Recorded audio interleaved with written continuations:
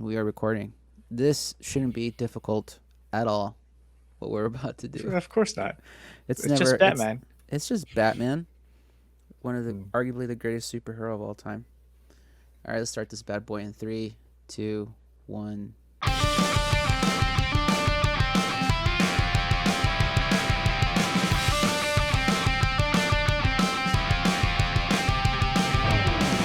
Hey everybody, welcome back to a very dark and gritty episode of Speak Freely. Boo. I don't have any good Batman puns. I am, of course, as always, Mr. Freely, and along with me is Mr. Speak, my friend Kuno. How are you, dude? I'm doing good. Thank you. Yeah. How are you today? Uh, trepidatious. This is gonna be a hard Interesting episode, word. man. This is gonna be a hard. This is gonna be a hard episode. It's a little daunting. I'm looking forward to it, but it was really hard. But let's just jump into it. We are talking our top three Batman picks of all time, and we're putting them up in a bracket style tournament to determine which is the best Batman hmm comic book storyline of all time. Once we, Definitively. once we decided it's official, no one can Mhm. argue against it. Our opinion holds all the weight in the world. Whatever you say is null and void after this. So, but of course, me and Brian couldn't do this alone. We needed a guest. We needed another connoisseur of Batman comic books, if you will, a fellow friend of mine. He's a amazing dude, lovely dude. He is one half of Desertman with Dwayne Burke. He's also part of the Nerdy Core. Everyone, please welcome Aiden Kossic to the stream. Aiden, how are you? Man, I'm good. Vibing. It's a good Friday night, the night that we're recording this. Excited to talk about Batman. I'm always excited to talk about Batman. I just spent like already 2 hours today talking about comic book characters, so I couldn't, I couldn't resist the chance whenever you put it on Twitter. Yeah, dude, I'm so happy you answered the call too, because I know a little bit that we've talked. You've been really doing like deep dives into comic books, especially like filling out your collections and stuff. How's that Yeah, been going for you lately? dude, it's been awesome. Like I found a lot of comic issues that like I didn't know were things that like I needed to have in my Yeah. collection and just like refilling up that knowledge because like I have really strange ways on like how I got into comics versus like what I feel like most people do. Mm-hmm. Um like for me it was my grandparents would get the newspaper and every week on Saturday they would give a free comic book in it. So I got into it from that. Like they would give me the Mm. comic book um, that and the Lego games. The Lego games had like a really big part. Like Lego Batman was like one of my first introductions to the character, and like branching off from there, like just spun this love of comics. I've actually got my long box like sitting right here next to me. Yeah, I So just noticed that too. yeah, Well, I got growing up, a this old wizard comic sitting here with me too. ooh, Just got like all nice. types of weird stuff in my possession. Dude, I was really, I mean, I showed this right before stream. I was literally like finishing up a couple of comic Oh, books here that's too. a So, great one on top. That one right there. What's it called yeah, again? Last Night on Earth. Yes, that one is great. I almost picked that. Oh man, I'm happy. I mean, we'll get into it, right? But like what I growing up, it was comic books too. It was for me. It was like I think me and Brian talked about this too.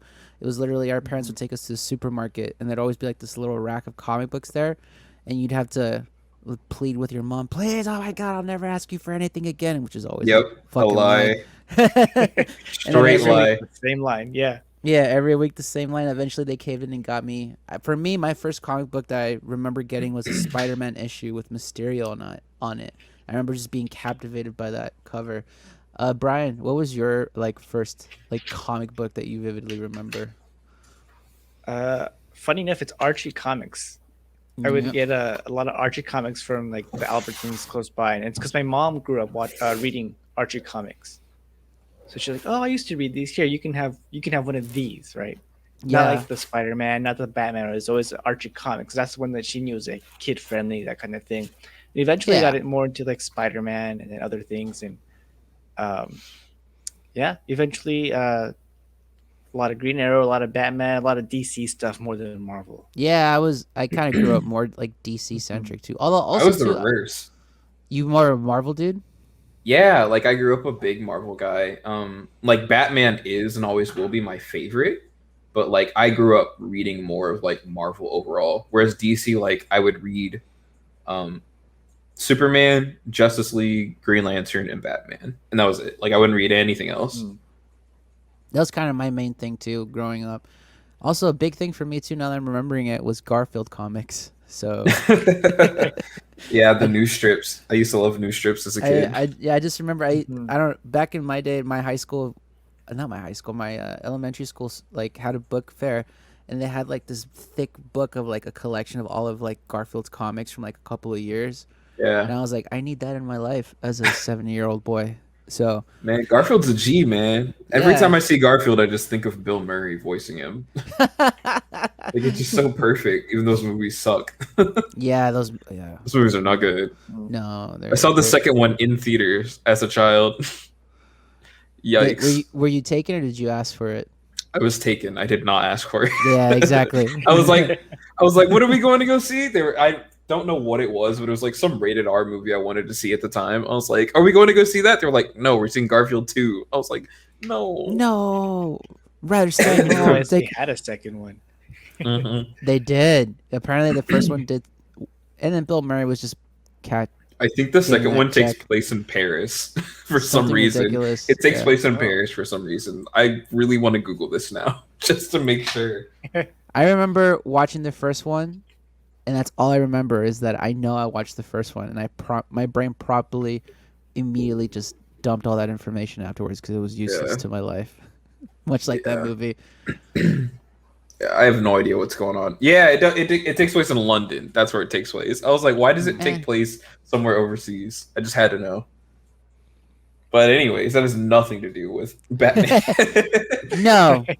Although I'm sure occasionally Batman enjoys a good, nice warm dish of Yeah. lasagna made by Alfred. But yes, we are talking about Batman. We collectively each chose our top 3 comic book storylines, not necessarily the best or whatever, just our top 3, our personal favorites, and we're gonna pit them together in a no holds bar bracket tournament style, March Madness style, and see which one Can comes we up throw out some best. honorable mentions before Oh, we for start? sure, dude. Okay, so Yeah. real talk, because like, and Brian can attest to this. I'm very jazz in everything I do, in the sense that like I improvise and I'm last minute on everything.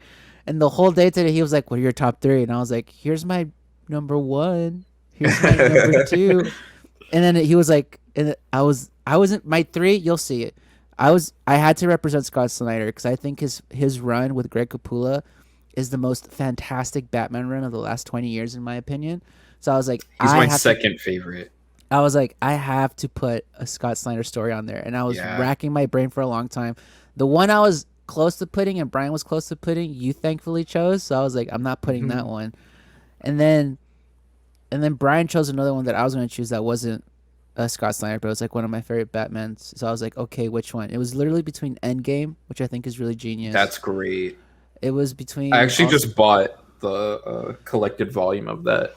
It's somewhere hardcover or in paperback. hardcover. It's somewhere in my living room or something. Dude, that storyline is so Scott Snyder. His interpretation of Joker and Batman's dynamic is so interesting, and Hmm.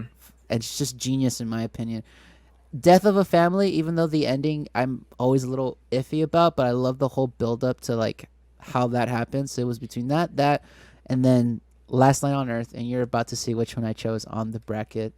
But yeah, honorable mentions. We'll let Aiden go first, but if we got any, we're more than Yeah. welcome to. Definitely, like the biggest one, probably the Killing Joke. Even though I view it as more of a Joker, Joker story story? than I do Batman, which is the Yeah. only reason I didn't pick it. You know, And and that's good you say that, because like we were also me and Brian, we were talking about it, we were like, we have to make it like the focal point is Batman, not Yeah, someone in for Batman's sure. rogue gallery. It has to be the main story is Batman going through Yeah, something. for So sure. that being Um, said, we are planning down the line a best Joker comic book storyline, but if the people want me back, I will be here for that. we'll 100%. most likely invite you back. We'll see Yeah, how the this Killing goes. Joke will be on that. I mean, obviously, how can it not be on that? 100%. Yeah, the Um, other one I wanted to say, one of my favorite issues that I own myself. I still own it in the plastic that it released in the 90s. Like I still haven't peeled it off, but Batman 500 during the Nightfall story, love Nightfall. People who don't understand who Bane is really need to go back and read that whole storyline because like people view him as he's like Hulk. Like he's just a strong, stupid guy, and he is not that like at No, all. He's so calculated. Like one of the only people who's bested Batman, even if it was for a little while.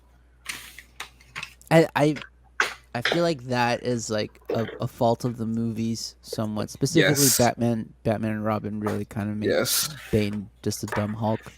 Which was my favorite Batman movie when I was 5. That's We don't know any better. That's I fine. Now you was grow up like, and I you want to go. see the one with Kill Bill in it, and my mom was like, okay, No offense, but that makes a lot of sense though too. yeah, I yeah, mean, for sure. Uma Thurman in that movie. Oof. So I was in kindergarten when I saw it. I drew a picture of myself as Batman and my kindergarten teacher as Poison Ivy, and I gave it to her in front of her Oh. in front of her boyfriend, and I said, "Watch out, pal," and like walked off. Just drop the mic and walk off. Yeah, I'm sure that guy just all of a sudden just a pool of sweat, like, oh god, I yeah, just he got was shot up worried, by a man. He was 5-year-old. like, "Holy crap, man! After nap time, this dude's gonna be a beast." Kuno, any honorable mentions you want to mention real quick before we get into it? Yes. There's one of them that I really couldn't pick from was I really like Paul Dini as a writer, and I think Oh, him with Dustin Nguyen are really great pair together.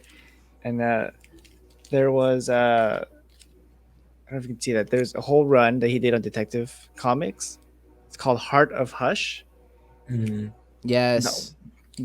first of all, the art is really great. I love Dustin Nguyen's art, but the story that he writes, it's very much reminiscent of Batman the Animated Series. You know, he comes Mm. from that world, so the things Mhm. that he writes in that, and then prior to that story, there's also a whole collection called the Private Case Book.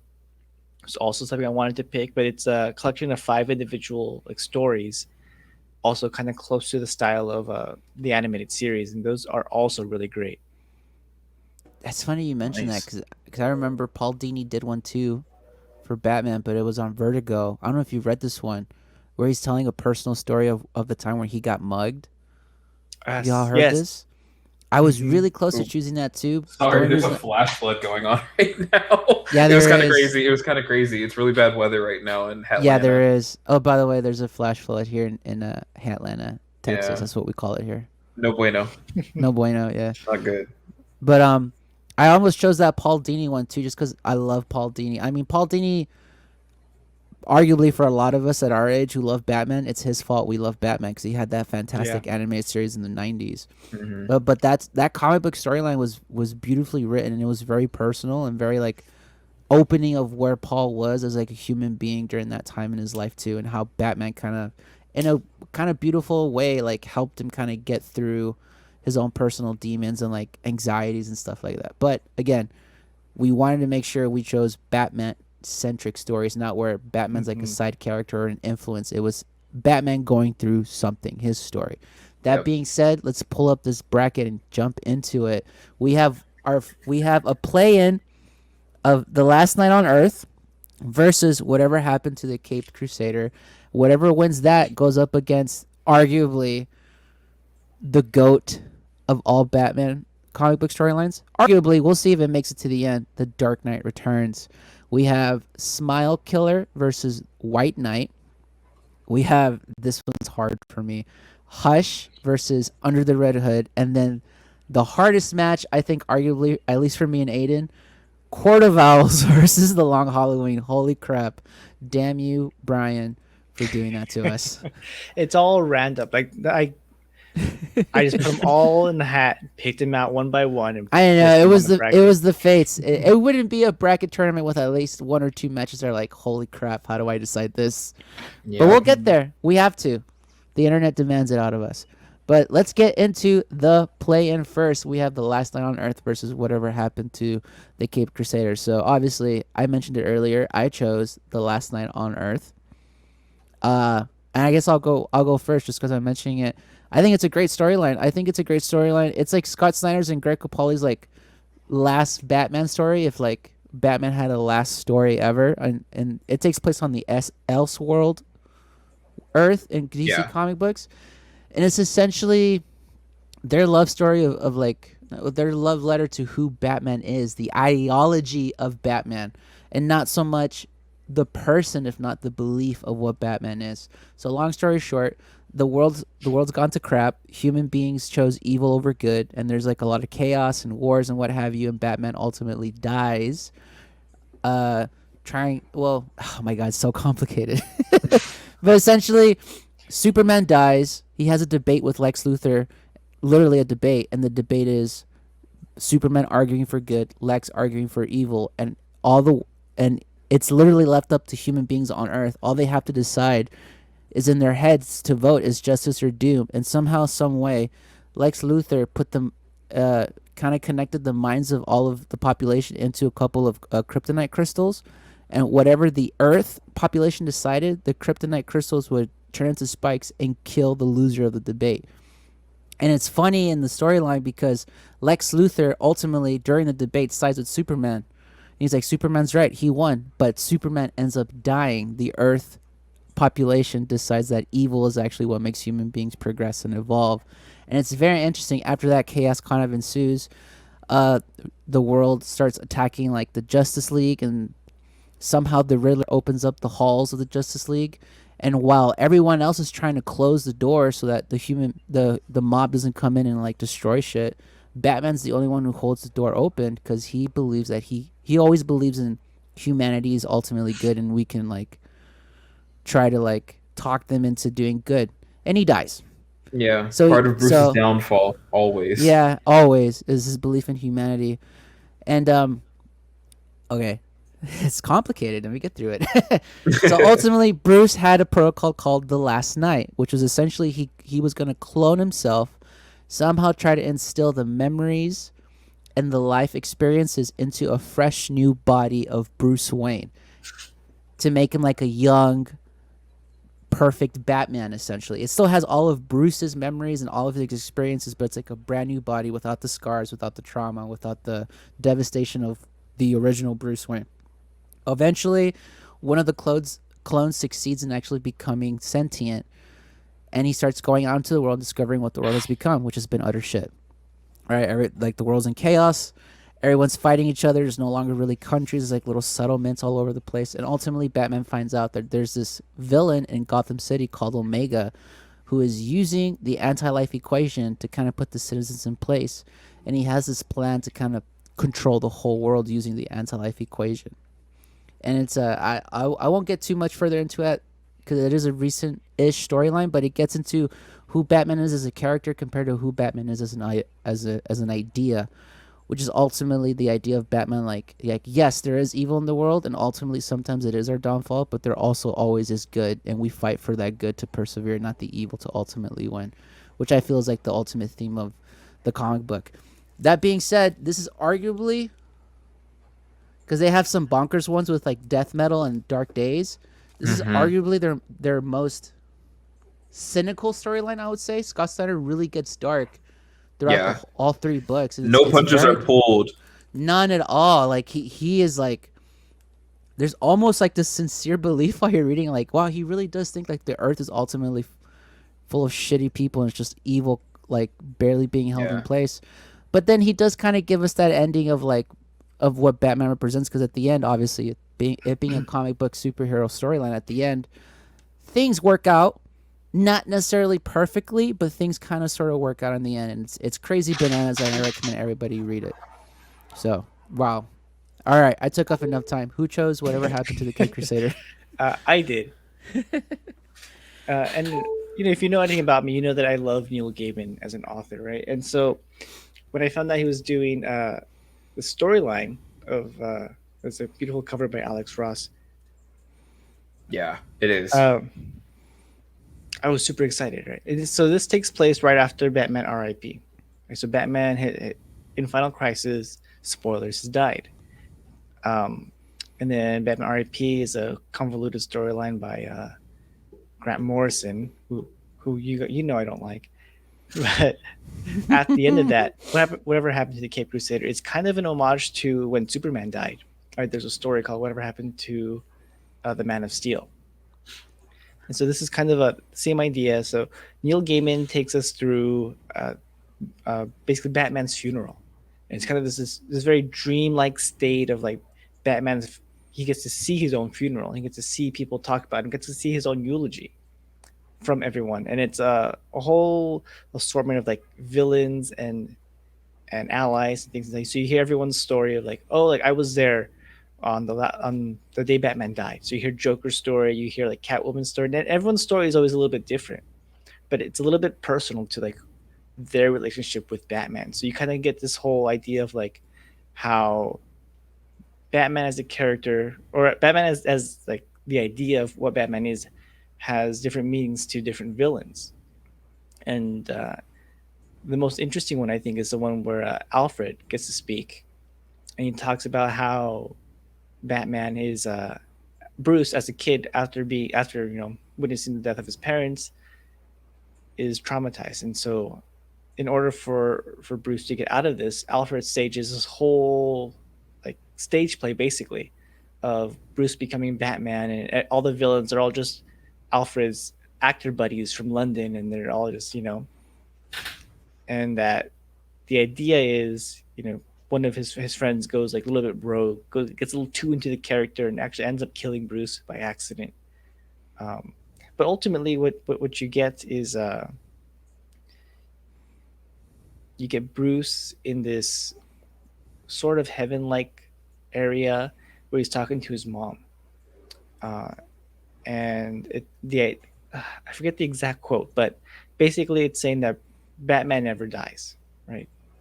It's a Batman, even though Bruce may not be there. Batman, the idea of Batman is always going to live on. It's always going to carry on, and things like that. So I think it's a very nice like quote unquote goodbye to the Batman character.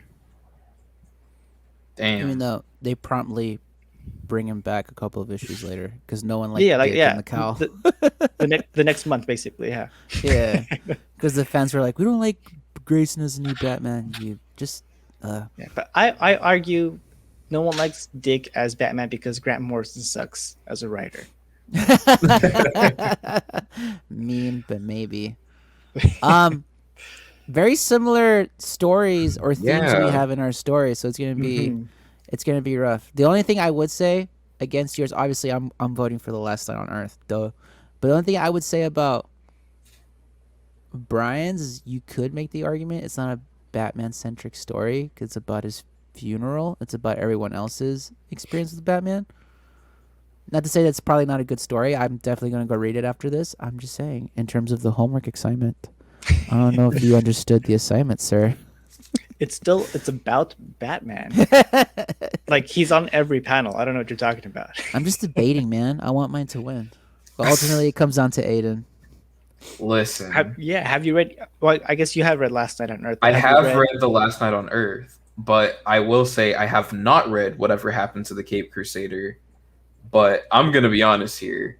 The way that you explained that story, like I was sold on it. I was like, I'm actually immediately gonna go look this up and read this because this sounds great. Like I'm kind of sitting here getting a little emotional thinking about the fact that like, dang, imagine if Bruce dies before Alfred, and like Alfred kind of has to like think back on basically his son. Oh my gosh, I was just getting emotional thinking about that.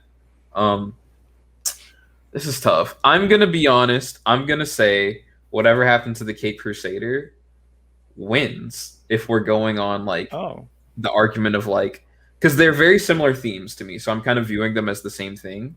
If we're going off the argument though, which one is more Batman centric? I really do think that it's based on the way you explained it. Whatever happened to the Cape Crusader, because that really sells me on the idea of like Batman is an ideology and like he lives on and he's living on through the memory of these other characters, which to me makes it feel like it's more centric on him. Whereas The Last Night on Earth, I feel like gets a little muddled in other DC lore, relying on like the Superman Lex Luthor setup, you know what I mean? And like seeing Yeah, like the anti-life equate like I feel like those are all like just kind of thrown in there for like fans in a cheap way. Like even though I love the story, I feel like they're kind of just like shoved in for like shock factor. So I'm picking whatever happens to the Cape Crusader. I really do like that one a Eh, lot. that's fair. I'm okay Yeah. with that. Now I'm gonna go read it and be like, "You're completely wrong. This is not at all. We made the wrong choice." It was I okay. I actually lied. It's not what I said it was. No, it's a story about Mr. Mixelplate coming in and Batmite, and they're duking it out to see whatever happens to the Cape It's Crusader. actually a story about the one time Batman sat down and talked with Polka Dot Man. David Desmalchian and Christian Bale syncing up yet again. Exactly. All right, so we got. Right? You'll I'm figure having it out. issues here. Yeah. In the meantime, we have the Dark Knight Returns.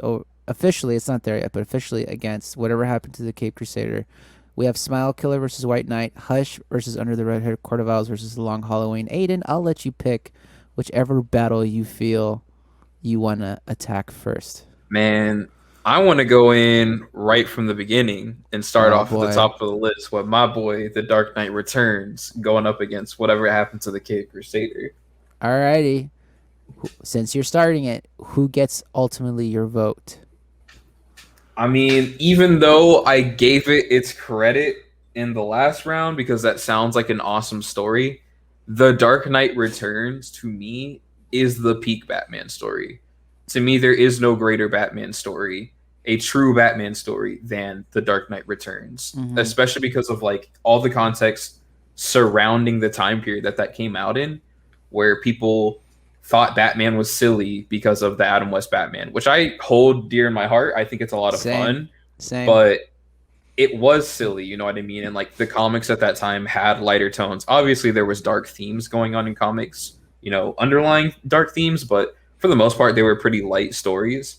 And I think what Frank Miller did with The Dark Knight Returns was showed Batman in a more grounded world and like shows like what does the ideology of Batman do to you if you do this for, you know, like 50 years straight or, you know, 40 years straight, however long it was. You know what I mean? And seeing the way Bruce kind of devolves and like gives up for a while and then ultimately realizes no, Batman has to go on even if I'm too old for this, and to show him get back into shape and like get back into the fold and see what's going on with the mutants and you know how it kind of reflects on our society with I feel like the mutants were always like a representation for like white power that we see going on with like a lot of you know there's a lot of like racist undertones going on with those characters and Yeah. just all types of you know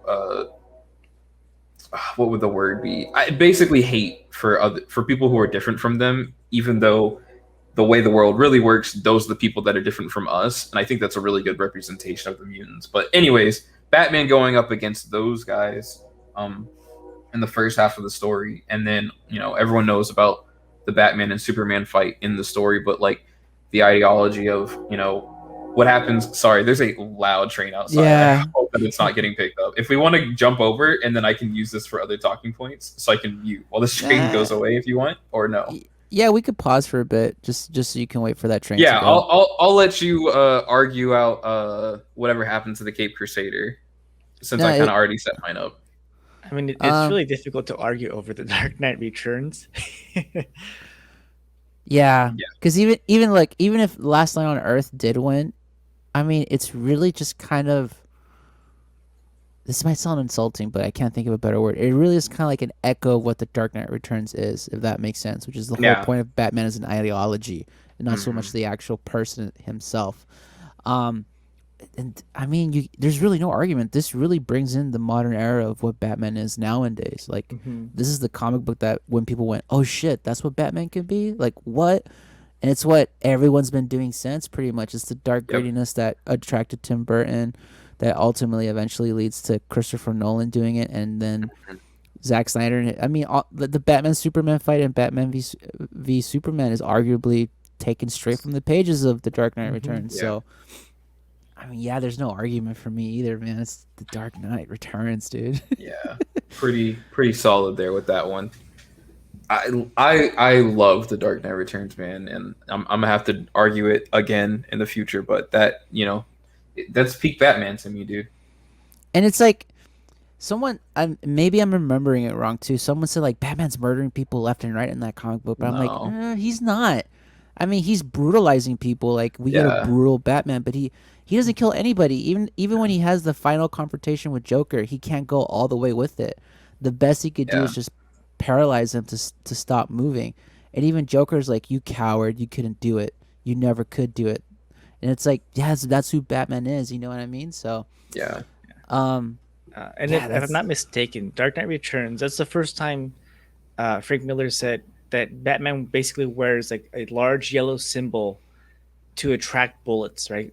To make it yeah, the target, right, into the Kevlar Yeah. armor, as opposed to like his face or his arms or his legs, and Yeah. like that kind of blew my mind that like thought of that no one thought before. of that before, you Yeah, know? hmm it's so Yeah. it's I just mean, great. not to be that guy, but literally the logo that's being used in the background is very reminiscent, and if Oh not no, the exact, it if is not the exact one. So it is the exact one, yeah. I'm gonna go ahead and take my dove all the way to the top, but we'll see you guys there at the end of the episode. I mean, honestly, dude, like, yeah, We'll like get there when we get there. we We'll get get there there when we when we get get there. there. Whatever goes up against it, it's gonna be hard for sure. Cause like, Right. It's not the uh, destination, right? It's the journey that gets us yeah, there, yeah, right? yeah, yeah, yeah. All Which right. low key, I'm really excited to get into this. I think it's gonna get like really nitty, like really down and dirty towards the end of this Oh, list. it is. I can already I tell. think so. Speaking of low and dirty, Brian, that that which, was my nickname, yes. yeah, what do you feel like arguing next? Well, I picked Smile Killer. Just going down the list. I kind of want to get out of the way so I can talk about it, and then we can kind of move on a little bit. Have either of you read Smile Killer? I It's a have one not. shot. I will be honest. The only ones here that I haven't read are Whatever Happened to the Cape Crusader, Smile Killer, or White Knight. I'm aware of the White Knight story, but I have never actually read it myself.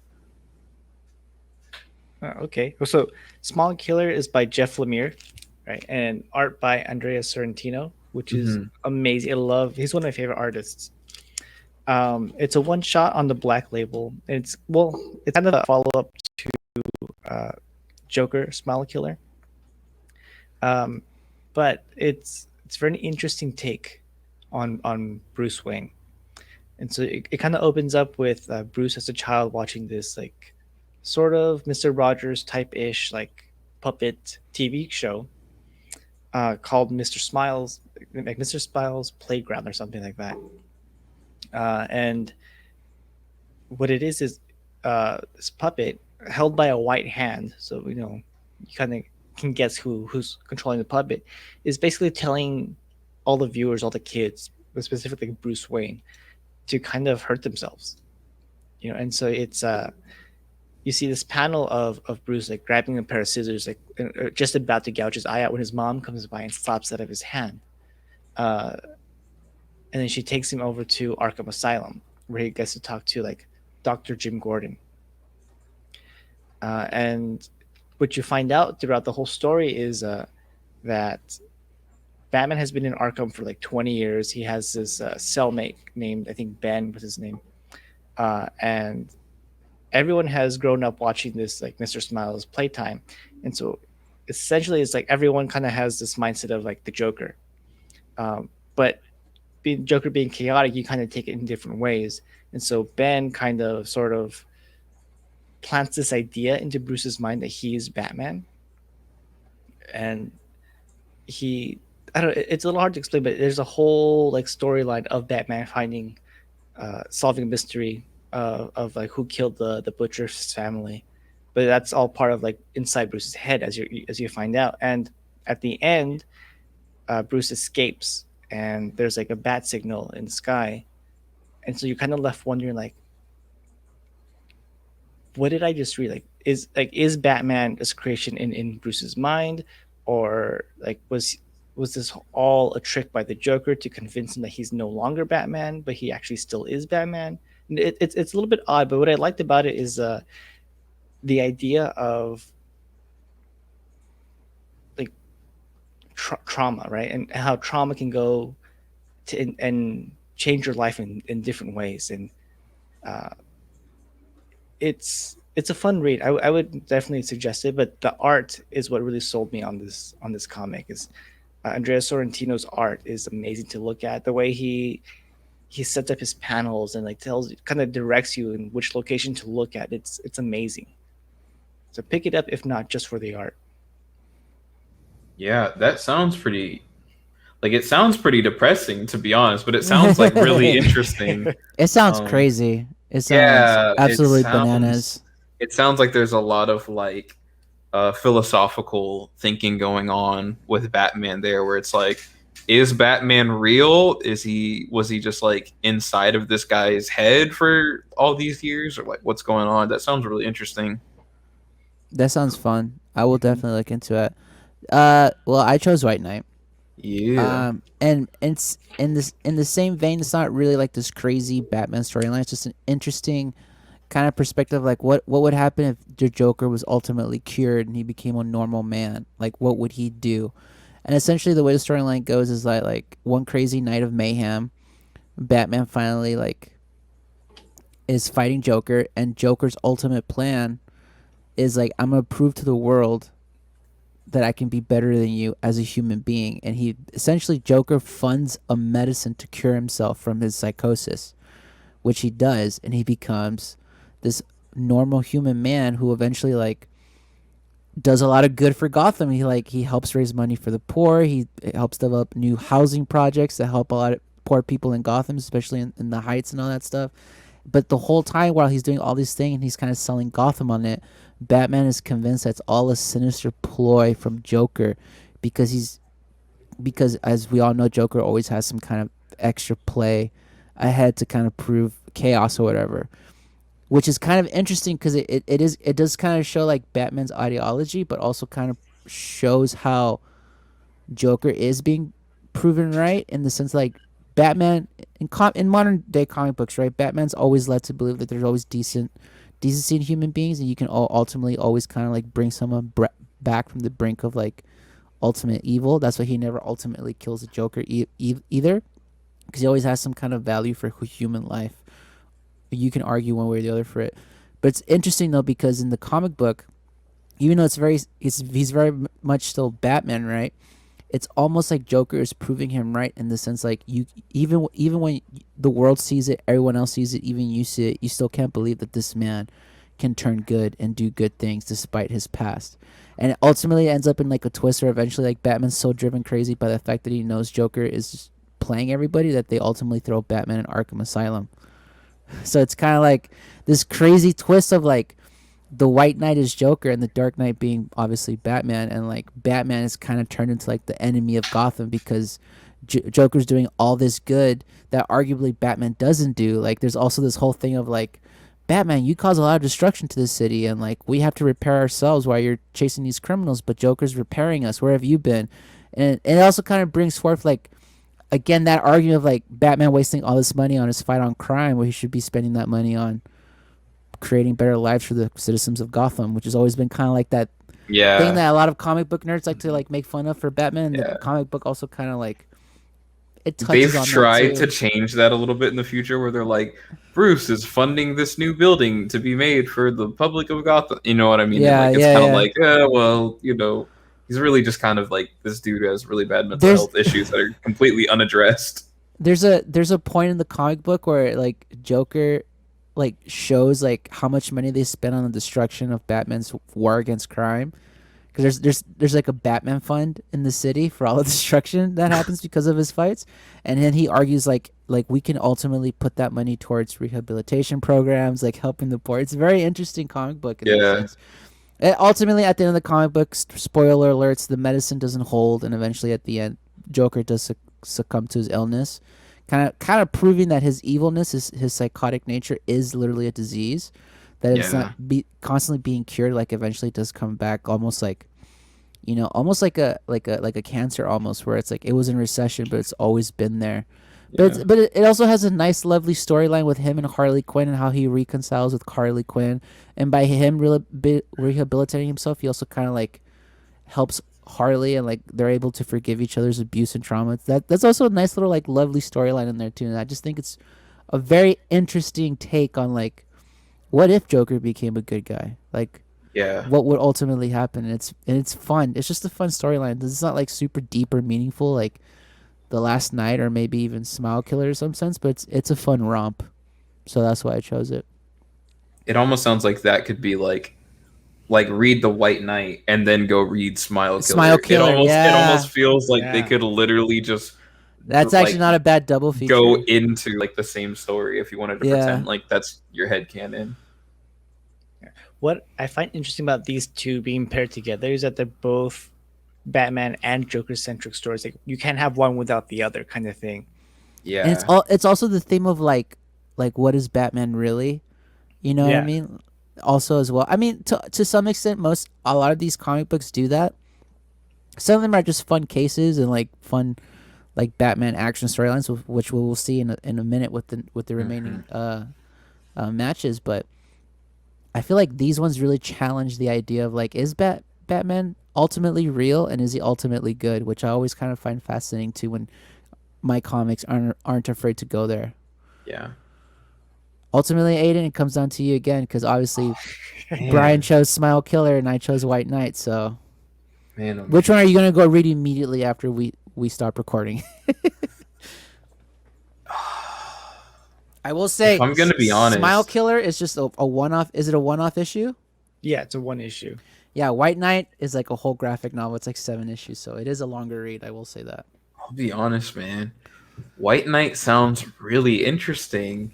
It like it does like what I think a lot of Bruce doesn't do, and it feels like the story's doing a lot of self-reflecting, where Mm-hmm. it's Joker Mm. self-reflecting, Harley self-reflecting, and especially Bruce doing what he doesn't, where he's not self-reflecting. Like he's so Adamant to, worried about yeah, what other Mhm. people are doing that he's not taking the time to like think back about how his consequences, like the actions that he does, sometimes have worse consequences than what the villains in the story are doing.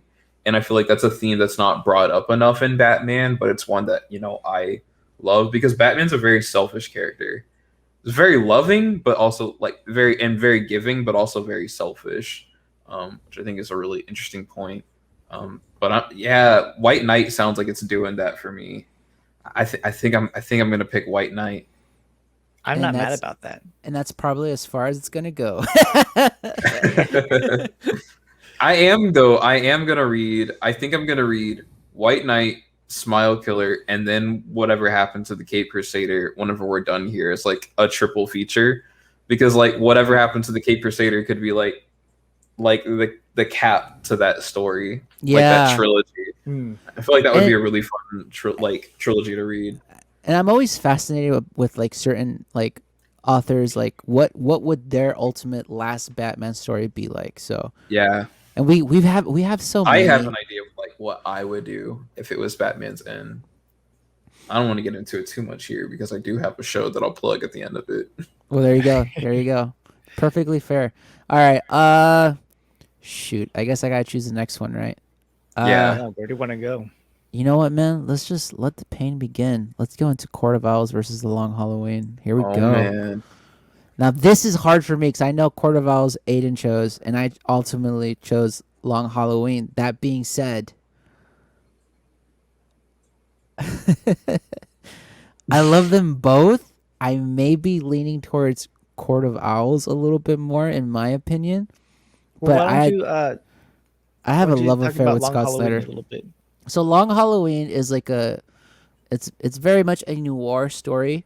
It's basically there's like murders happening all across Gotham and Batman's trying to figure out like who's causing the murders and what have you. It's also the origin story of Harvey Dent and what ultimately turns Harvey Dent into Two-Face by the end of it. And it's just like it's early on in like the quote unquote the modern Batman comic books.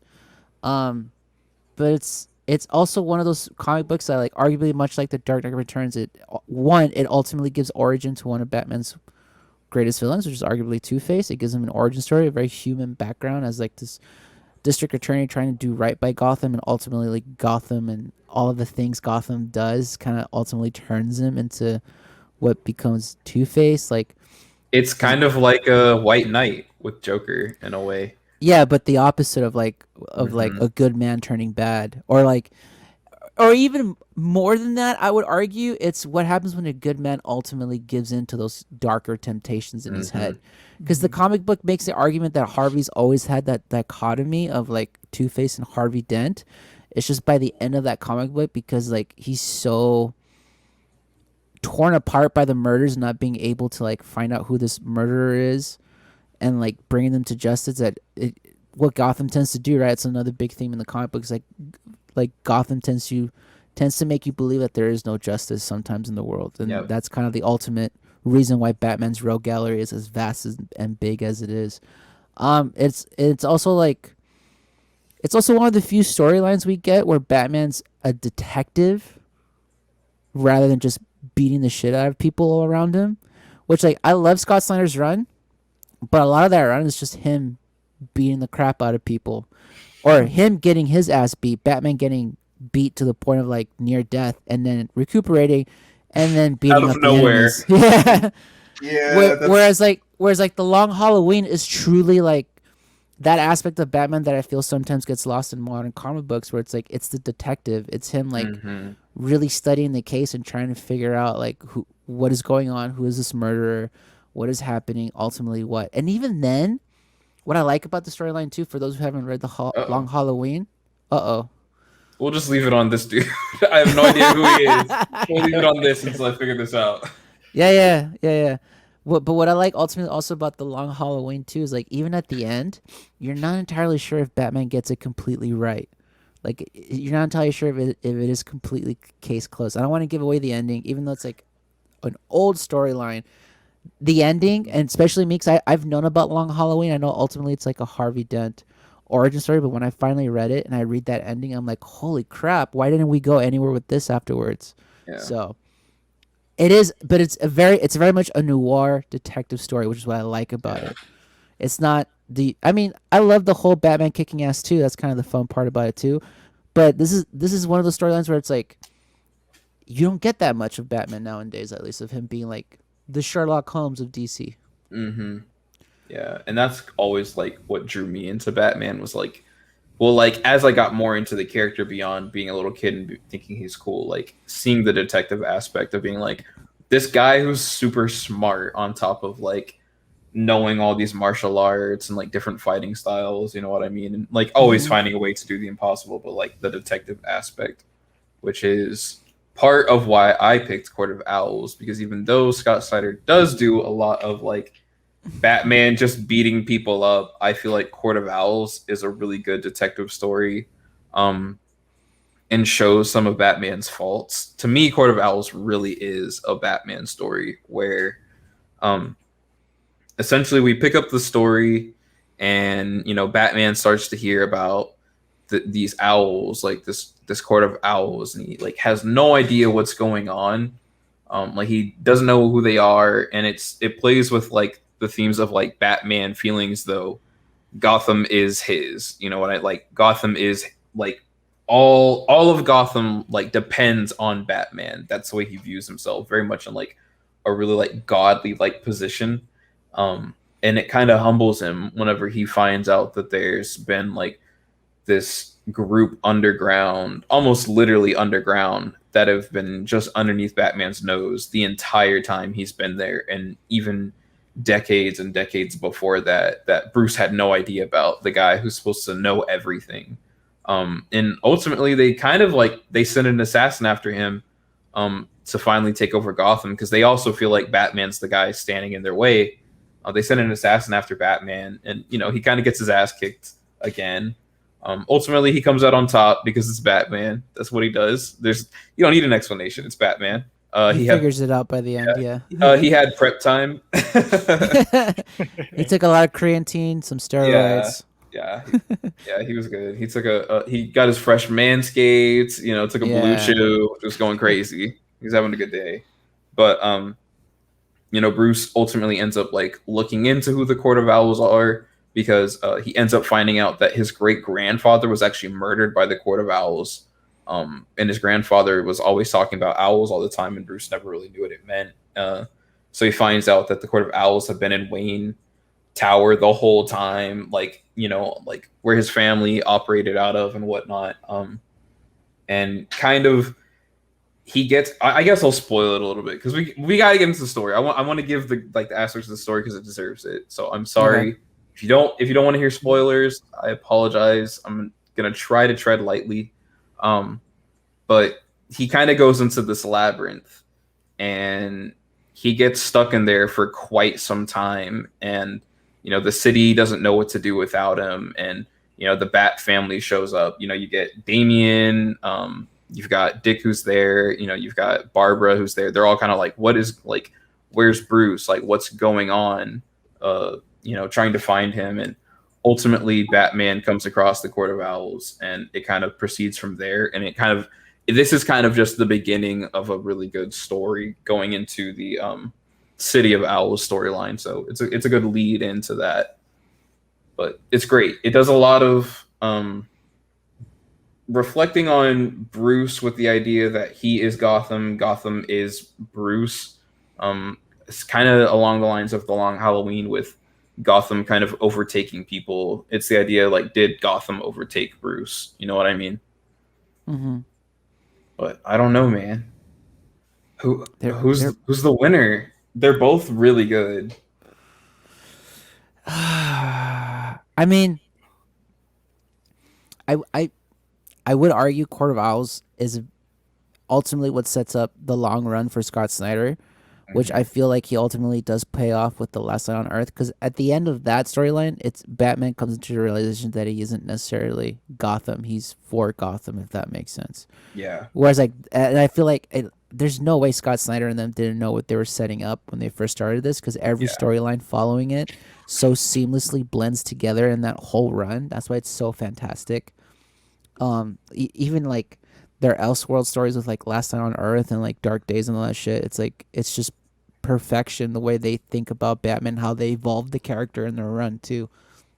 And Court of Owls is like, I would say for me, besides being a killer opening to that run, it's a good combination of like Batman being the detective, but also Batman being the yeah. kick-ass ninja that he is. Like, because he Because does it all shows of him, it. like, going around Gotham and just, like, beating the shit out of goons and being like, "Tell me who these people are." They're like, "Dude, we have no idea what you're talking about." And it's just like Batman just, like, breaking people's arms and collarbones and stuff. So it's good fun Batman stuff that you like to see. Batman not killing people, but beating them to the point of death, Yeah. at least near death. Brutalizing people as we all Yeah. love. I would only argue for a long Halloween in the sense of like, even though yes, I feel like the Court of Owls is a huge potential for comic books moving forward, especially Talon, Hmm. their assassin, and the way they explain it. Long Halloween, man, like arguably it gives us one of the greatest villains of all time, Harvey Dent. Just make him like, it's like in much of the way that Dark Knight Returns kind of like modernizes Batman, takes him from like this cartoony image to like this serious character. Like the Long Halloween humanizes Harvey Dent in a way to where it makes him a tragic character. Because he Hmm. was a good guy. He was on the road trying to bring justice to Gotham, and then ultimately, like, this, he let the city get to him, and he breaks down and becomes the dichotomy of Dr. Jekyll and Mr. Hyde, essentially. Yeah. Um, and And it's we see all that reflected in, like, a lot of Batman media moving forward, like even yes, the animated series, The Dark Knight. So you yeah. do The have in that. in the same way, like Dark Knight kind of influences modern comic books going on for how Batman is. I would argue the Long Halloween kind of modernizes how we treat the Rose Gallery moving forward, Hmm.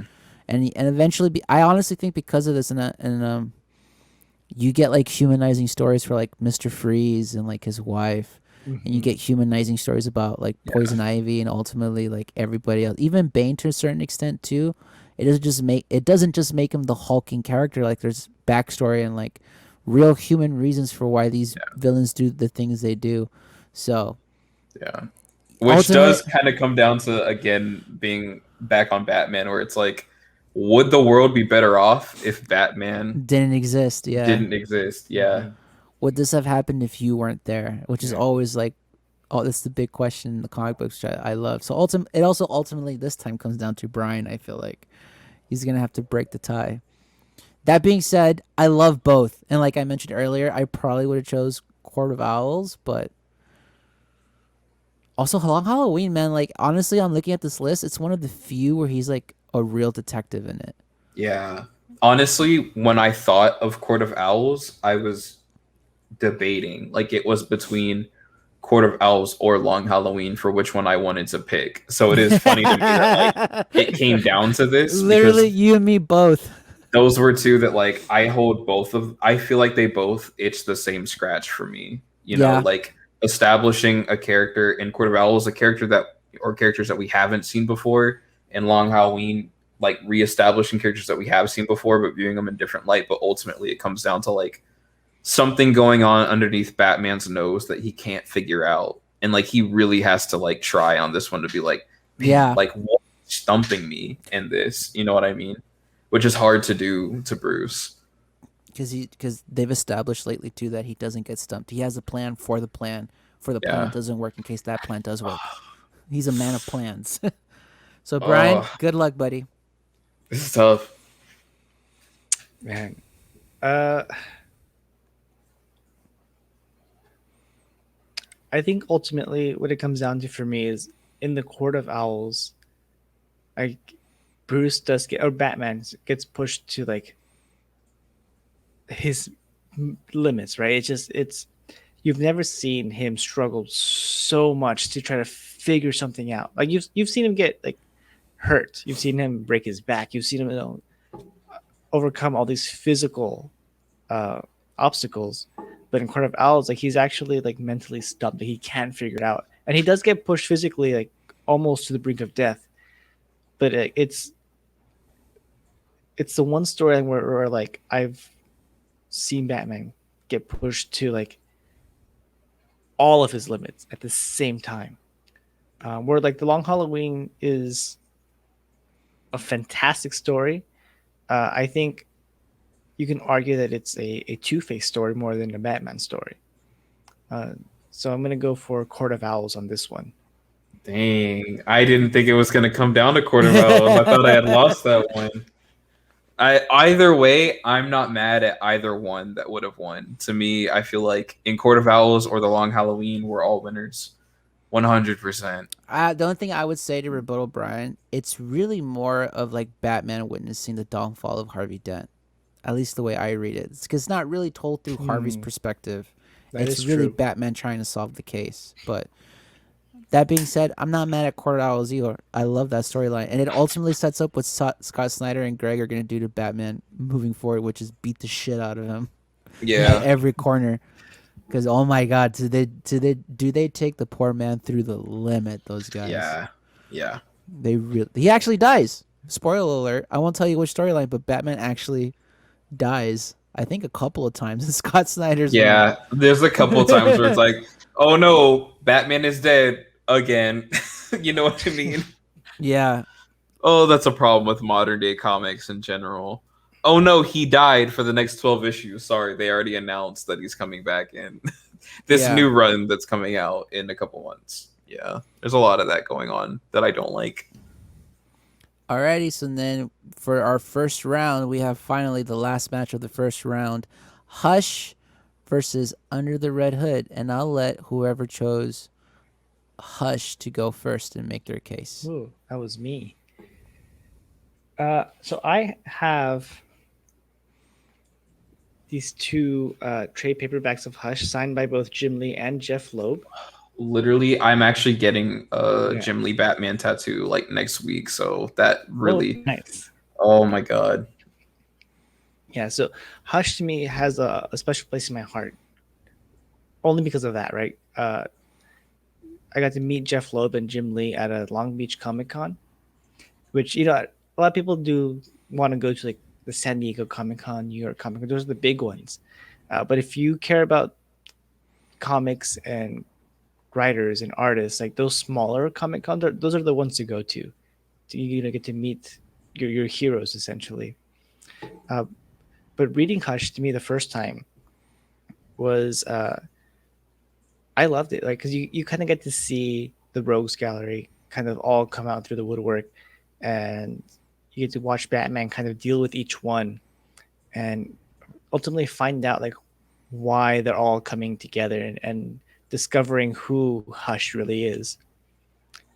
And then this is the first time when this is before Under the Red Hood, so you kind of get to see a version of Jason Todd for the first time, and you're kind of like your mind's kind of blown. Like, would they do that? Would they bring him back? Like that's Batman's biggest regret in his life, and they're gonna bring him back? Like that's crazy. And then you find out that it's not right. It's Clayface pretending to be um, Jason Todd. But even the way that Batman figures it out, like he uses his deductive reasoning to kind of figure out like who it is. Um, and I love how they found a way to kind of tie in Batman's past into his future or into his present at the time. Um, and yeah, I don't know. I love the story. Yeah. I think It's Tommy one Elliott of the is a good best Batman character. stories ever. 100%. It was It's a actually very another one that I was going to pick, but it's didn't a very ultimately. good introduction to like modern Batman, and like especially for people who like who is Batman, who is his rogue gallery. Like you would just give him Mhm. Hush and be Mhm. like, you're Here you gonna go. find this is everything you need to know about who Batman is and who his rogue Yeah. gallery is. Yeah.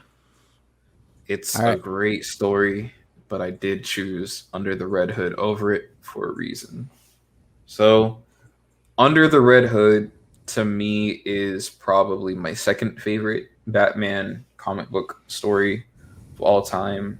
Um, I'm obsessed with Jason Todd and the whole idea of like society pushing someone to the like basically with the death of the family storyline, like literally fans getting to a point where like they hated this character so much in this interpretation of Robin where they were like literally had voted to get this character killed. And I Mm-hmm. think that's part of like why a lot of people don't like that's the whole point of a death in the family is that he dies, but you know it does kind of leave people like with a weird taste in their mouth because you know it's like you said where that is Batman's greatest regret. Like it's one of those times to me where I view as like Joker got the upper hand on Batman, and Batman was Mhm. never able to get over that. Like that pushed Batman and Joker's relationship to an entirely different level throughout the rest of comics because of that moment where Joker like finally got something that like dealt some serious emotional damage to Bruce. Um, and to see what society does to that character come back through Under the Red Hood is I think is a great commentary because it's almost it's almost like a reflection of Batman in a way where it's like Red Hood is this character where it's like this would be Batman if he went to those limits. Like it showed like this Mhm. would be him killing these people if he really cared about stopping crime because ultimately the Red Hood is not a bad person. They're just taking the extra mile to finish the job. You know, whether it's the right approach or not, I feel like is up for debate. But I know a lot of us in society probably, if given the chance, you know, say you're given, you know, like someone who's done this, that, and the other, you know, something that like you just cannot believe a human could get away with, you know, and you were given a gun at that moment to be like, choose whether this person gets to live or not. I feel like a lot of us would probably choose to get rid of that person given what the crimes were, and Red Hood kind of does that. And again, it's one of those stories where it's like Bruce reflecting again on being like, what why don't I take it to this level? You know, ultimately whenever it gets revealed that Red Hood has been Jason Todd, and you know, Jason Todd is basically, I'm sure a lot of people have seen the animated movie where he's talking about, you know, how could you let the Joker live after what he's done to me? He's like, I'm showing you how easy it is to let these people who've done these horrible things, you know, how easy it is to get rid of them. You had someone who did the most unspeakable thing in the world to you and you let them get off scot free and you fight them every other week. You know, like how could you do that? And I think it's a really good question that Batman has to ask himself. And even though it may be hard to see, you know, to constantly fight the Joker because that's literally the person who killed his son. You know, whether people like Jason Todd or not, he killed Batman's son. You know, and to ultimately be the better person and to let him, you know, essentially continue robbing banks and murdering people, you know, Batman still chooses to believe in that humanity will always find a better way. And it's one of my even though it kind of gets depressing at the end with Jason and Bruce, I feel like it's a really hopeful story for Batman. If you guys don't know, I love Under the Red Hood. I actually have written like 3 different scripts on ways that I would interpret this into a movie. So I love this movie, and one of them actually blends with Court of Owls, which I would love to share one day online. Whoa, I would read That would that. be fun. Yeah. Yeah, it's really cool. So you're voting for Under the Red Hood? This is hard, man, because I love Yeah. both of these too. Like, They're both so good. they're both really good. And like the Arkham Knight game ultimately is very much inspired by Under the Red Hood. Yeah. But there are elements of Hush going on in the Arkham City game. I think Arkham City does a great job at like introducing Hush. If those of you guys who've played those side missions, Mm-hmm. this doesn't have anything to do with the comics. I'm not taking it as like an argument against the comic, but like the way they pay it off though in Arkham Knight is pretty crappy. Where it's just Yeah. ultimately Hush makes turns into Bruce Wayne, goes into Wayne Tower, and is like, I want money. And it's like, really? That's what this comes down to? Yeah, okay, whatever. I'm not a big fan. Which Or is maybe it's not even ultimately- money. It's just like it's so like non-satisfactory. Yeah, with it the way was. that story ends. Hush was like, I'm gonna be you. I'm gonna take over your life and ruin it. Yeah, it's kind of It's kind of but that's essentially how I feel about the end of the actual comic book. Also for Hush, Mm, where it's kind of the same thing too, where she's just like, yeah, I'm gonna be you and take over because it's like you owe me for some dumb thing that happened when they were kids or whatever. Um, and it's all. But it's. I think this is the hard part because I do like Hush. I'm always a little like sour on the ending just because I always feel it's just like here it is, boom, whatever. Like we just get, like the journey is greater than the destination when it comes to Hush. Whereas where I feel like for Under the Red Hood, the destination is good, but once we get, I mean, the journey is good, but once we get to that destination, it's like holy shit, y'all brought back Jason Todd, and it is this great like mirror to Batman of like why don't you do these things? You could. This is that question of like the ultimate way to stop crime isn't to keep letting it continue. It's to like ultimately end it, right? End the criminals' lives and stuff like Yeah. that. So, God, it's like that Harley Quinn episode whenever the Queen of Fables is like, you got to kill the bloodline. I told you, you got to kill the bloodline. yeah. But also Hush too. That journey is so good with like the way they interweave literally every criminal in Gotham. Ivy Batman's is greatest used so rogue- well in that story, man. Yeah, Ivy is Batman's used greatest so rogue well. gallery. And I love Jim Lee. Like Jim Lee's art is what got me into comic books.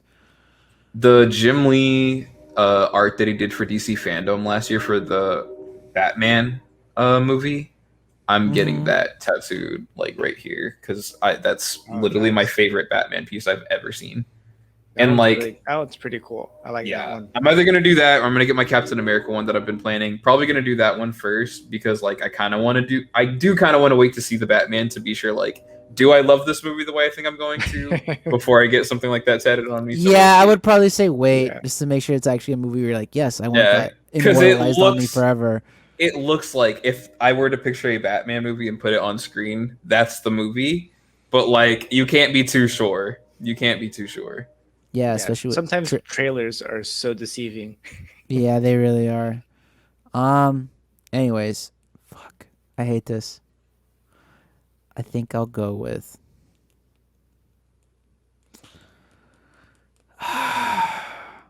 purely based on the emotional turmoil and the ultimate question, which is ultimately what I love about the Batman comic books, is like always asking those questions about who Batman is, his ideology, whether it's right or wrong, or if it should be different. Even though I would say I think Hush is the funner comic book storyline, I think Under the Red Hood has a more emotional impact. So therefore, I'm giving it to Under the Red Hood. I'm gonna be honest. I did not think all 3 of these were gonna make it through. But I'll hold that up as like one of the best things I've done today. That was awesome. Well, now Now it you, gets nitty gritty. now it gets interesting because you have 2 of your babies going against each other, and you got to kill one off. I do. I think I have to. I think I should pick a side. I think I should pick one. I think like I think we should just do Dark Knight Returns versus White Knight because I feel like it's pretty obvious what we're gonna Yeah, all choose. All And right, I so chose White White Knight it Knight. is. I love White Knight, but come on, bro, Dark Knight yeah. Returns. The Dark Knight Returns. Yeah, I actually do think that that's whatever is the winner of Under the Red Hood and Court of Owls. I feel like this is a really good conversation to have. yes. All right, so to make it a little easier on Aiden, I'm not gonna let him go first. I'm gonna make Brian go first for Under the Red Hood versus Court of Owls.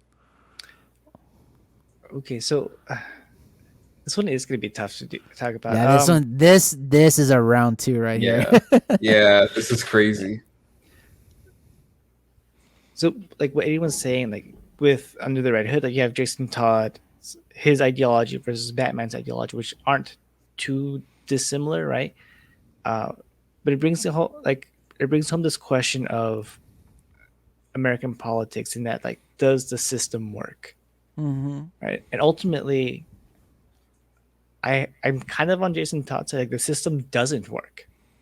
Like there are too many times you get like injustices, and it's completely unfair, and people who don't deserve to be there are there. People who deserve to be there are out free, kind of thing. Um, and it really quite like, you have to question your own morals. Like, would you pull the trigger? Would you not pull the trigger? And one of my favorite moments in Under the Red Hood is when you have uh, Jason Todd holding a gun up to Joker's head, right? And he tosses the gun over to Batman. And he goes, "All right, you have a choice: either kill me or I kill the Joker." And that's when you really have to ask that question, like, do I want to believe in the system, or do I want to take that next step? Um, and Court of Owls it's a great read and it's fun, and you can really see a man push to his limits. But philosophically, which I think Batman ultimately like, it's a philosophical character. Uh, I'm gonna have to go with Under the Red Hood. Yeah. All right, Aiden. I'm gonna Which be child? honest. Which child do you love the most? I'm gonna be honest, man. I think I love Jason the most. I Yeah. think Under the Red Hood and The Dark Knight Returns to me are the ones that I switch back and forth all the time as which ones I view as the greatest Batman stories. Um, I think Under the Red Hood has everything going on, just like you said. The scene when Jason is holding the gun to Joker's head and then he throws it to Batman and he goes, either you shoot him and you kill him and you end all the trauma and all the bickering and all the nonsense that has like led up to this point with this guy and like all the trauma that he has caused this city, and I walk home, you know what I mean? Or you have to shoot and kill me because I'm going to kill him. There's no way that you make it out of this where it's like one of where we're all three here. You have to make that choice. And I feel like, like we said, if we were all given the choice to be like, this one person we know for a fact will be responsible for these things to come in the future. Do you kill that person now or no? Or do you wait and see like if humanity can change them? And I feel like honestly a lot of us would take the chance to be like, nope, we got to get rid of that person. It's Endgame with War Machine and Baby Hitler. You got to get rid of Baby Hitler, man. Like he's not a good person. Yeah, I think Under the Red Hood takes it for sure. I mean, It does uh, suck though, especially because I love both these stories, and I do like have that I really would say, cool combination movie. ultimately, Under the Red Hood advances regardless of what I say or not. Whereas Court of Owls is a great storyline. It's a fun storyline of like Batman being pushed to absolute limits, both emotionally, physically, mentally. Under the Red Hood, man, it's just a classic storyline of Batman, and Yeah, like what makes it so great is what elevates is because of those themes of like ultimately, would you pull the trigger? What would yeah, you take, or do you take Batman's side and still hope in the system and still hope in humanity? yeah, And you know what? Honestly, thinking about it too, I do feel like if we were in that position and we see Joker doing these heinous crimes over and over again, there gets to a point where like most human beings, yeah, would agree like there's no redeeming this guy. You yeah, gotta get rid of him. But that's also what I think kind of like fascinates us about Batman. The ideology of Batman is like he never truly gives up on the individual, which is I idealistic, but the question is ultimately, is it realistic? Right. Ultimately, at the end, Hmm. which leads us into the Dark Knight Returns versus Under the Red Hood, and holy shit, what a great final! That's all I gotta say. Yeah. Because honestly, dude, I'll go first because I didn't go first last. Yeah. Go I'll for it. save you guys a debate. Dark Knight Returns arguably sets off everything about all these comic books that we chose. It without this comic book, we don't get the rest of them, right? But there's always an argument if like does first always mean best? And I would argue not always. While Dark Knight Returns is a very great storyline, it is also a kind of a last Batman storyline, if you will, right? It's Bruce Wayne well into his age, kind of coming back to Batman. It has those themes that we always grapple with in the comic books. There's a lot of things too that, like, if I'm being honest, man, I love it, but sometimes it's a difficult read with all the exposition, with the news casting and all that stuff, and the weird slang he tries to create for the kids. He was so far off to where we are now of Yeah. what slang actually is and stuff like that. I'm trying to think of like, there's one of them that's so weird that they say, like, that the Yeah, mutants say where they're like, "Is she da da da da da?" They're like, "Yeah, she's da da da da da," and they're like, yeah. It's just "Wicked." It's like, what is this? it's still it's like, to me, obviously being far removed from that time period, it still has a bit of that cheese in it from like the Hmm. 60s and stuff like that, you know what I mean? Even though it's still trying to be more serious and heady, like that slang is just like, oh, this is what old people think young people sound like. You know what I Yeah, mean?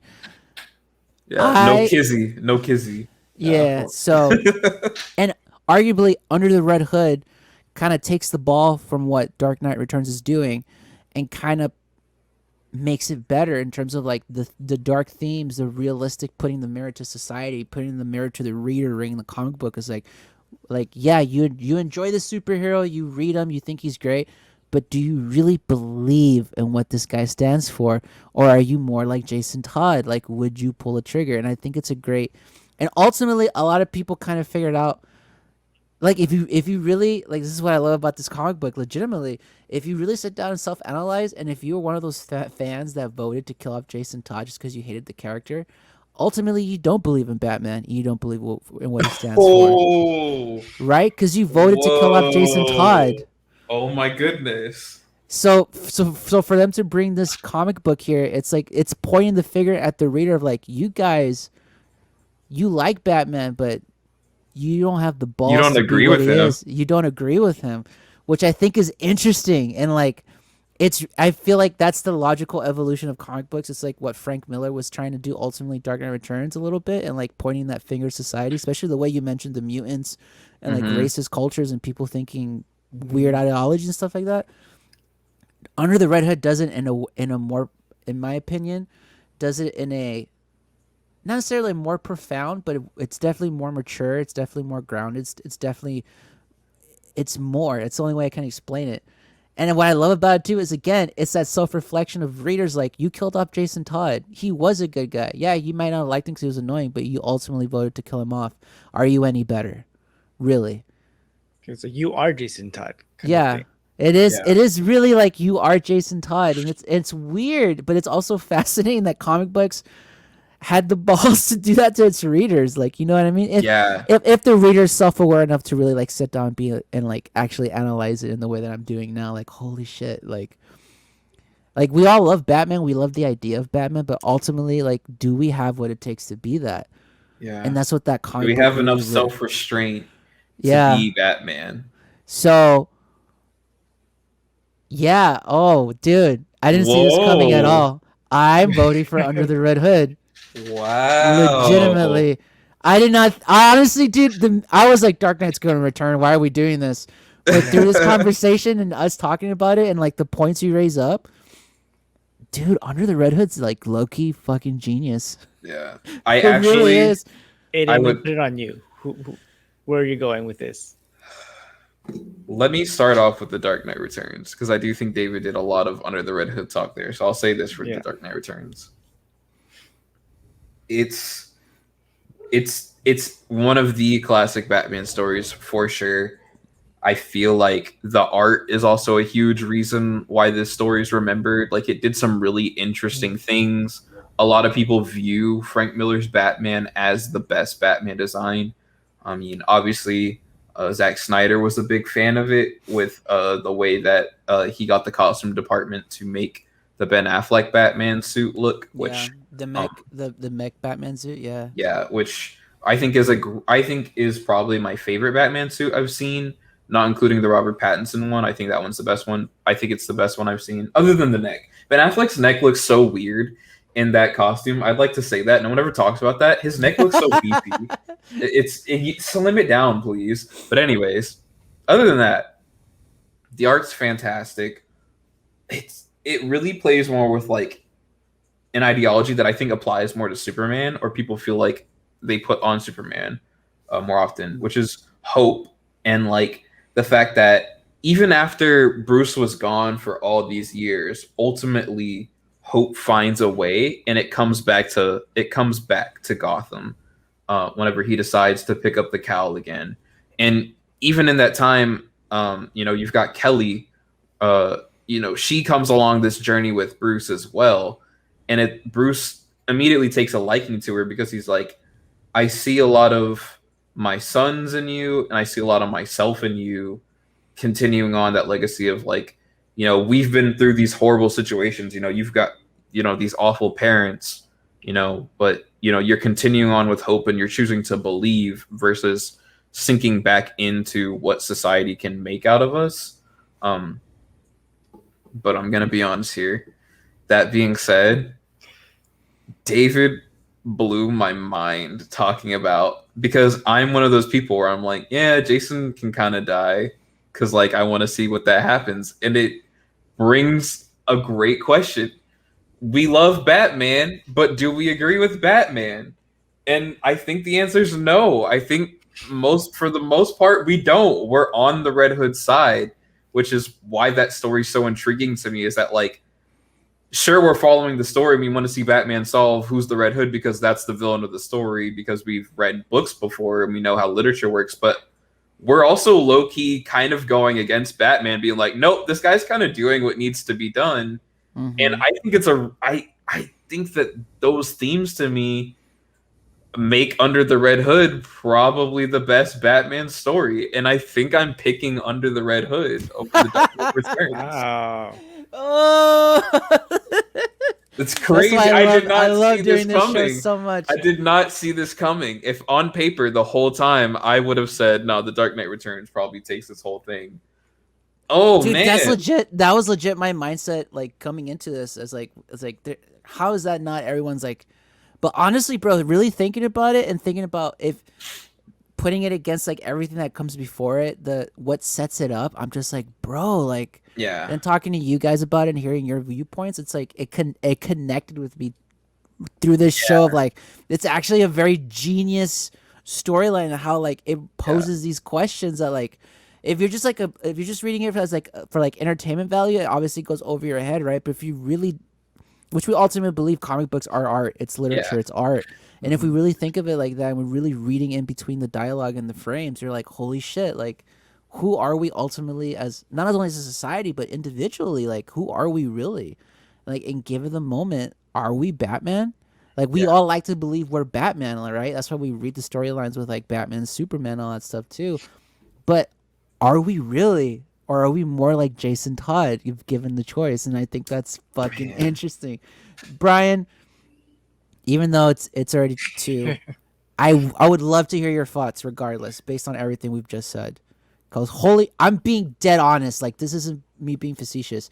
I did not see this coming. I Yeah. really, legitimately thought Yeah. we That moment were. I was like, whoa. I was like, I think he just convinced me. I was like, oh no. I convinced myself, bro. I'm literally in tears. I'm shook. Like it's like now I can see the comic book for so much more than like what I thought it was. You know what I mean? Like that's Oh my, crazy, dude. Fudge, man. I want them to make my movie so bad. Yeah, so Brian. as soon as we said we're gonna do, our favorite Batman stories, I kind of already knew I did not want Dark Knight Returns to win. Because I don't know. To me, it feels like it's the obligated like answer, right? Like you have Mm-hmm. to say Dark Knight Returns. But I didn't like it so much. Like it's okay to me as a story, but everything else I've read, that comes afterwards to me, it feels better, right? It feels like it's more uh, put together, more thought out, and so like Dark Knight Returns, yeah, has to walk so that all the other stories can run, Mm-hmm. and there's a lot of respect for it, but as a story in of itself, and like not what it represents to Batman, but what the story is to me, it's not the best Batman story. And then Under the Red Hood, like I'm a huge fan of Judd Winnick. He had a really great run on Green Arrow that I really liked. But when he was doing Under the Red Hood, he had to ask for permission to bring Jason Todd back, right? Because none of the editors would be like, "Yes, you can bring him back." He had to like ask, "Hey, can I bring him back?" And this is why I wanted to bring him back. This is the story I want to tell. These are the themes I want to touch on, and like that alone, like the editors like, okay, yeah, I think it's time we can bring him back. And so all the stuff that's already baked into like the story, um, to me already made it so much better than the Dark Knight Returns. And it's a lot more personal, right, to Bruce. And so it's you get a lot of character work, I think, that you don't really get with the Dark Knight Returns because it's so broad in its themes for the Dark Knight Returns. Like Under the Red Hood, yeah, it touches on society, but ultimately it is a personal story for Bruce, and that's the thing that kind of like attracts me to like the characters. Yeah. Um, and then like, you guys mentioned like all the themes, the societal themes, and like the philosophical questions that come with it. Uh, it really pushes it over the top for me. Yeah. I also think that Whoa. it sucks because like The Dark Knight Returns to me, as much as I do love it, I feel like the ending was always a cop out to me, where Bruce seemingly passes away and then oops, just kidding, like he's actually back and like he's gonna come back. Whereas like it was supposed to be, it's not only people in fiction, like Bruce Wayne who can kind of like carry on this hope. It could be you, the people. Um, you know, and it kind Yeah. of helps out with him like coming back. Even though like it's not just him, you know what I mean? To see like the reformed mutants be like, yeah, we're like the writers of Batman, you know what I mean? But I don't know. That's always something that kind of rubbed me the wrong way. And the same thing too for Under the Red Hood with like future stories revolving around Jason Todd, where like they kind of I feel as though maybe some of these writers don't maybe didn't understand the point of it and Mm-hmm. kind of like reform Jason in a way where I feel like Jason should have naturally continued on to kind of be a Batman antagonist in the sense where he's not ever actively hunting Batman, but like he's kind of like the Punisher to the Daredevil, where it's like he's gonna be the Yeah. guy where he's gonna show Mm-hmm. up and he's gonna get the job done whether you want it or not. But Yeah. ultimately they're on the same side. Yeah. I agree. But yeah, man, I'm There we I'm go. happy with Under the Red Hood being picked. I'm I I'm Yes. I am. shook. Yeah, man, I'm watching the movie as soon as we're done with this. Dude, I legit. I don't was have the like issue anymore, like the novel anymore, but I'm gonna watch this. I was thinking like cuz I knew I had in the back of my mind like there's no way Dark Knight Returns isn't in the finale at least. And I was legit thinking Long Halloween was probably the only one that had a fighting chance against it, but like again, Aiden, your arguments for Under the Red Hood got me thinking about that Mm-hmm. storyline too, and then eventually I was like, "Holy shit!" You just kind of opened me on this pathway of like, this is what the book means ultimately, and I was like, Yeah. it clicked for me just now too, and it's funny too, right? Because you never know, like you can read a book and finish it, and then it's not until like maybe a couple of days or weeks later where something pops in your head and you go, "Holy shit!" And it opens up this pathway about what the book ultimately means. It's the same with comic books or any Yeah. art in particular, right? With a movie or a song, Mm-hmm. like you can ingest it at first and just be taken aback by the art, the dialogue, or whatever. But it's not until you sit with it and digest it, we really start breaking down like, whoa, that's what all the themes and because of this and what it ultimately means. So And that's why I fucking love comic books, because it's like, yeah, Yeah, ultimately it is escapism and entertainment, but it could also be more than that too. for We're sure. so I can't believe it. Yeah. We have something that Does anyone, I'm. just because I'm feeling it, does anyone want to hear like what my Under the Red Hood Court of Owls kind Yes, of pitch thing was? Just because I I want to definitely geek Yeah. out do. for a moment. Uh, So and if you later decide you don't want it on the podcast, we'll make a no, note no, at no, no. You 129. guys can post this if you want. It's not that big of a deal. Like actually, Okay. Warner Brothers literally just take it, have it, um, if you want. It kind of is the death in the family storyline, but it's not so much. Joker plays a part in it, but it's more about the Court of Owls at the time. Slade Wilson was their Talon, rather than it being like Mm. a dead dude, because they use like this weird formula, whatever, to bring him back and like use him as a body double. It was Slade Wilson, while he's training to be Deathstroke. In a weird, like, he's kind of there, like he's not quite Deathstroke yet, but he's gonna get there. Um, he is the one who ultimately kills or kind of orchestrates the plan to get Joker to kill Robin for the Court of Owls in order to be a blow to the Wayne family, because they're aware of the fact that Bruce is Batman. You know what I mean? They don't want to expose it yet, but they're aware of that. Um, and it kind of picks up years later, and ultimately you think Deathstroke has come back. Like, you kind of get this fight with Batman and Deathstroke. He, puts him away for a long time, and like you think that he's escaped because all these people are dying around Gotham who worked for like Black Mask, who they're dying in ways that are very similar to the way that like Slade kills people.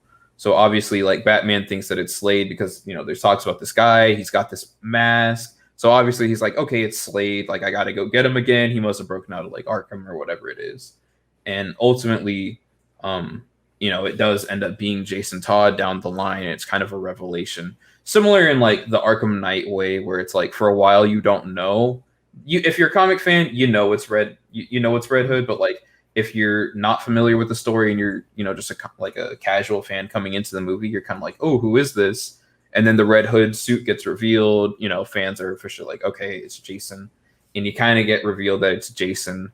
But Jason has kind of also become a ploy for the Court of Owls. Court of Owls. He is Nice. also becoming one of the Talons, and like they're kind of like assembling like these different Red Hoods. It's almost like Red Hood becomes like the ideology of like what the Winter Soldier is in the MCU, where there's multiple Red Hoods. Like there's been Red Hoods for like people all around the world. You know what I mean? Coming back, like trying to take out these people who are in positions of power, like Batman. Like essentially picture like if Aqualad died, there would be a Red Hood going after Aquaman. You know what I mean? Trying to take out these superheroes. And I felt like that would have been like a really cool setup for something that you could do in a DC extended universe. I had a whole map, like the way that they should have done the DCEU, because I'm a geek and that's what I like to do. But yeah, that was one of the stories that was in there. Yeah. That's Good actually geek shit. I like the idea of like Deathstroke Loki being a talent, and then like them bringing back Yeah. Jason Todd to essentially make him a talent too. That makes a lot of sense, Yeah. especially with all the stuff we have now. That's a good way to revamp everything. And to me, it kind of plays on like, because I grew up with the Teen Titans TV show and I loved it, and then went into like the George Perez run and all that stuff. But like, it to me still plays with the idea of like Jason, who's a Robin, wanting to feud with like Deathstroke in a way too, where like Jason, even though he's for the Court of Owls, he's very selfish because he's after Black Mask and he's after Deathstroke because they've been working together for a while. Because Black Mask had been like employing Deathstroke to like, do these things, help make sure that his drugs and things get around Gotham. So yeah, it was very multifaceted in that way. Nice, dude. Thank you Yeah. for sharing that. I like love it. it. I would definitely watch that. At the very least, make it into a comic book, DC. That'd be really fun. Yeah. Put it on else world, Earth 53. Rebirth under the Red Hood. Yeah, Rebirth under the Red Hood. Well, guys, we did it. I don't know how we did it through blood, sweat, and tears. This was really fun. And if hopefully whoever's watching this, if anything, go read comic books, man. They're fun, especially Batman comic books. Yeah, There's for any sure. there any storyline? Obviously, go read Under the Red Hood because it's our ultimate winner. But read all of them if you can. Yeah. Uh, I'm a physical media guy, but I know usually that's expensive. People don't have the space. Comixology, I Hmm. think, is a great spot to buy virtual paperbacks. They're usually there's almost always a DC sale on Comixology, especially with the Batman stuff. You can buy a lot of paperbacks for like two, three, Mm. $5. So keep an eye on that to read that stuff. Yeah. Any last thoughts before we plug our plugs? Pluggity plug. No, I'm good. I'm Aiden, good thank you too. so much, man. Thank you for bringing Red Hood into the conversation. Without Yeah, you, for sure. Mm. Dark Knight Returns probably wins. Tell them Yeah. plug all your stuff. Tell everybody about all the wonderful things you're doing. Yeah, for sure. You guys can find me anywhere and everywhere at Aiden Kossic, AIDENKOSSICK, over on the Burkmade YouTube channel. Desertman Live every Friday, 11 a.m. Pacific, 1 p.m. Central Standard Time. That's when we go live. We normally go for about an hour, kind of talk about like politics or anything going on with movie news. I also have a Patreon, patreon.com/Aiden Kossic, where every Friday you guys get a movie commentary. This month we did all DCEU, so it's kind of funny that we're doing Batman right now. We just finished up Mm. everything, all commentaries for all those movies, even Zack Snyder's Justice League. Um, I also just launched my brand new show, Comic Book Halls, where myself and Alex Flores, we talk about our comics and all of our geek stuff that we brought in for the month. And then my last thing, I also have a fan casting show, which is premiering next week, where we do fan casting. Essentially, we pick a movie or a series that we want to make. We give it a director and we give it a cast, and we kind of pitch the movie how we would want it to go. So it's a lot of fun. Awesome, man. That sounds wonderful. Everyone definitely go check out all that stuff. Kuno, Yeah.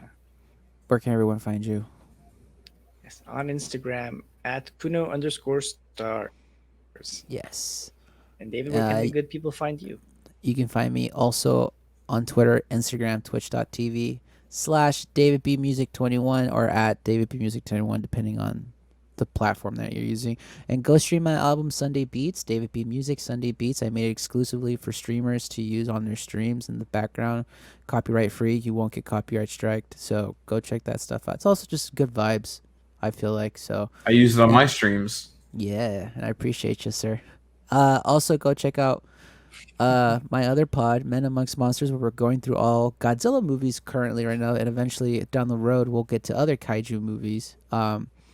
We've had Whitney Seibold on, we've had Adam Nice. Witt on, we've had Frank Janish. It's been a lot of fun.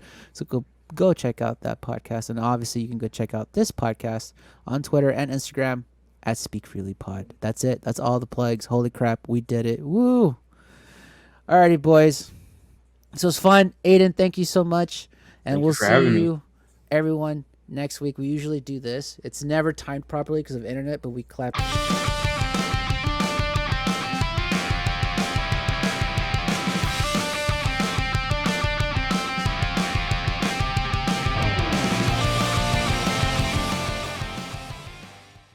I hate you, Brian. I hate you, bees.